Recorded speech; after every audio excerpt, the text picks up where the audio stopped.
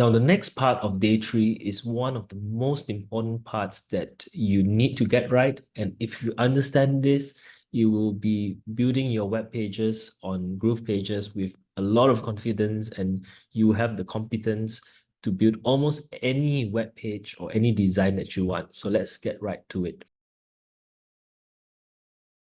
The first thing that we want to learn is how to drop elements and saving elements. So the place where you find elements, which are things which you have on the page, is here on the left under the elements on the left tab. You can see that there are a lot of elements such as layout, which we have covered on the second day of the challenge, where we thought about the design of the page consisting of one column, or two columns, or three columns. I have preloaded the columns to show you. This is a one column by two column by three column. So that is under layout.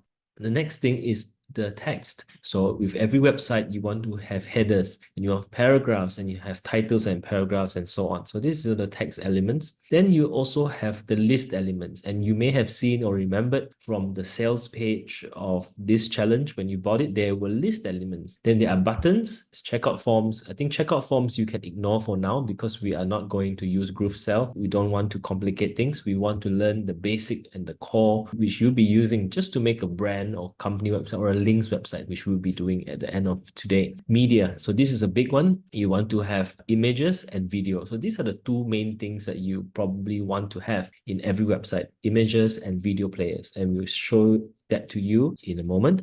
Forms are more complicated. I think we can ignore forms.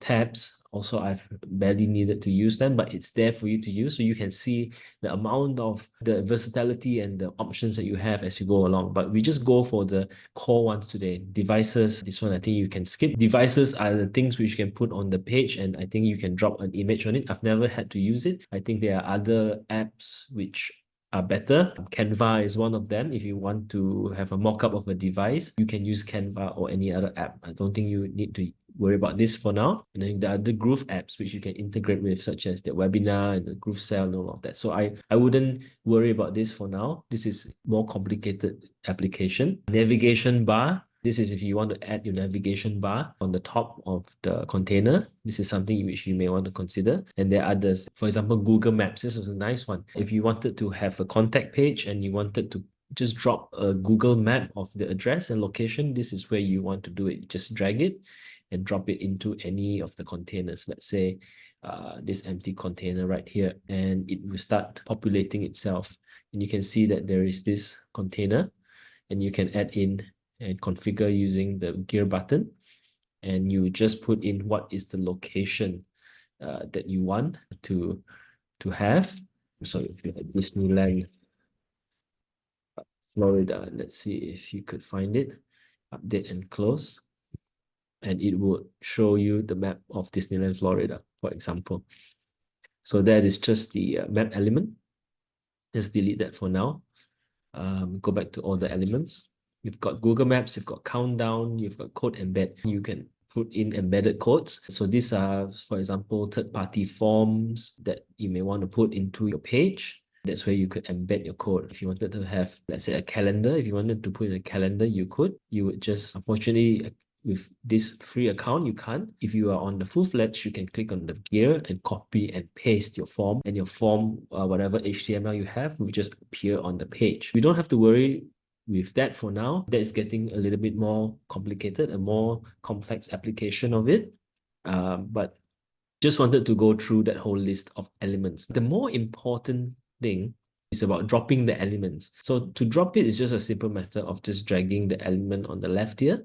So if you want to drop a text, and then we just want to drop it into the one column, you see that it is in the column already.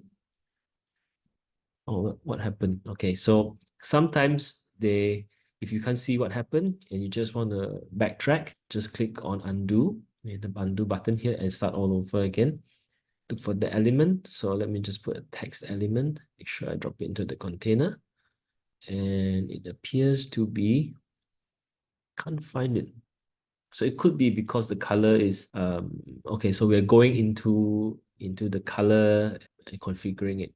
But here I can see that I'm selecting the container. So it could be something wrong with the app. Sometimes you need to refresh it. So I might as well show it to you now, that because this, sometimes if you open up the canvas for too long and have had this canvas open up for quite a while, I want to refresh it. So in order to refresh it, all you need to do is to press F12, and that would have bring up this part here. You don't have to worry about it. You just need to reload the page by clicking on the reload and going for the empty cache and hard reload.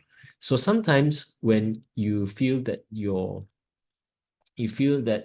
canvas is getting a little bit not responsive, or something is not really going the way you want it to be, it's okay. That's one thing you need to know about working on Groove apps, is that because it's on the browser, you may want to refresh your app from time to time if it's not responding to what you are doing. So this is just one of the key things you need to remember when you are working on your page. So it's just a matter of just refreshing it.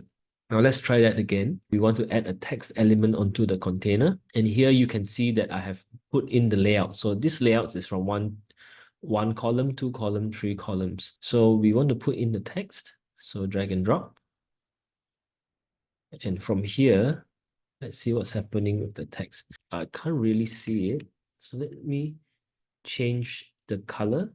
Maybe it's hidden. So for some reason, the text was appearing white. That's why I could not see it. So you would, again, breadcrumbs, click on the text and select the color, and it changes there. And so if it's too small, you may want to use the slider to change the size, make it bigger. And here is a good practice. I like to use the number. So if as you go along, just put a number, a size, so that you can, as you optimize the pages later on, you will just adjust the text based on the number. And I'll show that to you as we go along. But anyways, here is the text.